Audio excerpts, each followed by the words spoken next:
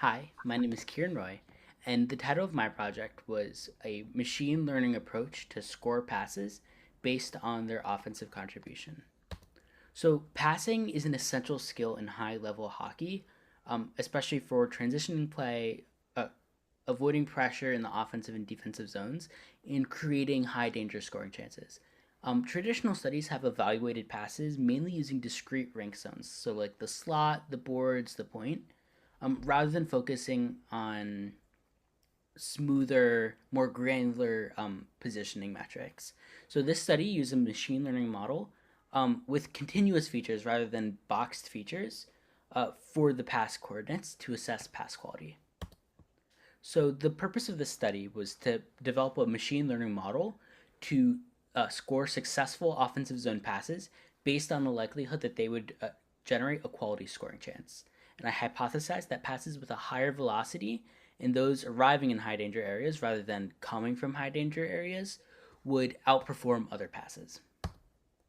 So the data set I used came from SportLogic. It was a proprietary data set for this competition and included 156 event data from 156 SHL games. So one of the event types was a pass, which had a flag for if it was successful or not. So I tagged all of these successful passes and gave them a unique ID, which I then linked to the corresponding reception event, as well as all successful or succeeding events from the receiving player up until they lost possession of the puck. And only possessions which eventually ended in a shot attempt for the receiving player were included in this training data set for reasons that will be soon apparent. So the model architecture was a pyramidal, fully connected feed-forward neural network, which basically means that it takes in all of the parameters of a pass and it condenses it gradually into a single variable, which is its prediction. So what it's predicting is the expected goals outcome of a pass based on the expected goals value of the player's of the receiving player's shot. So theoretically, this would be able to predict even if a pass is like a zone exit. If it's a kind of zone exit that typically leads to a high danger rush chance, it would still have a high PXG. I called it a pass expected goal, even though it's not directly setting up the player for an immediate shot attempt.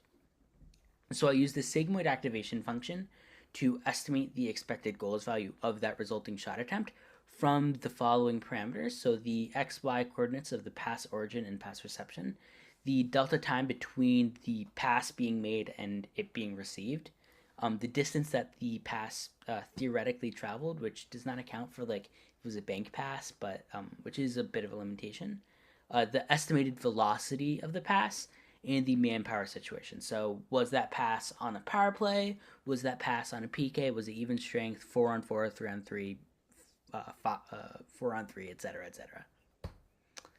So, I also wanted to, after I trained my model, and you can see that everything converged nicely, and it actually outperformed the training set on the validation set, which really shows that it's picking up on a robust signal here and is really finding the connection between a pass's characteristics and the likelihood that it will result in a high danger scoring chance. And then to further test the robustness of my model, I tested the entire data set, so all around 92,000 completed passes. And I wanted to see if there was a strong relationship between a player who got a lot of PXG, passing expected goals, and if those kinds of players were also getting assists. And I tested this with a Pearson correlation. And what I found is that there was a strong linear relationship between the passes expected goals and assists. The R squared was about 0.49, which means that around half the variance in assists is able to be demonstrated by variance in passing expected goals, which is a very strong relationship, especially in this field. So this is really showing that I'm picking up on a strong signal here. And just to sort of characterize the model a little more, I created a visualization of a hockey rink with pass vectors colored based on their PXG. And what I found kind of affirmed my belief that the passes that were received in these high danger areas would be more dangerous than those that are starting from those high danger areas. So it's kind of hard to see here, but the passes that are starting in the slot are relatively greenish, bluish, not very high danger. But those that are like being received in the slot, those are extremely high danger chances, and you can even see a cycle happening there. So these are moderately high danger chances that are going around in that circle, which demonstrates the cycle, which is a typical offensive strategy in the forecheck and on the power play, which oftentimes winds up with a lot of movement, a lot of players winding open, a lot of high danger chances, which my model was able to pick up on. And lastly, I just wanted to analyze it in relation to some spatial characteristics. So east-west movement, north-south movement, the angle of the receiving player to the passing player, and the passing velocity. And of all of these spatial characteristics, only the velocity was significant. So it wasn't really exactly what I had predicted, where the higher velocity would be unilaterally better than the lower velocity, but a lot of that is due to the fact that there were a lot of passes where the reception event and the pass event happened very close together, which caused the pass velocity to be very high. Like, I don't think the puck was actually moving at over a kilometer a second, but maybe I'm wrong. So just to reiterate, PXG strongly correlates with assists per game, indicating that it is a successful metric for assessing a player's passing and playmaking value in a more granular way than an assist, which does not necessarily always correlate with a strong play by a player. But a key limitation is the lack of player tracking data. So it doesn't account for if a player is open, which players are open, which players are being defended, anything like that.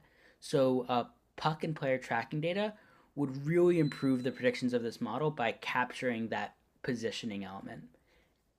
Future models should also use an RNN or an LSTM, like that diagram, to better capture the temporal aspects.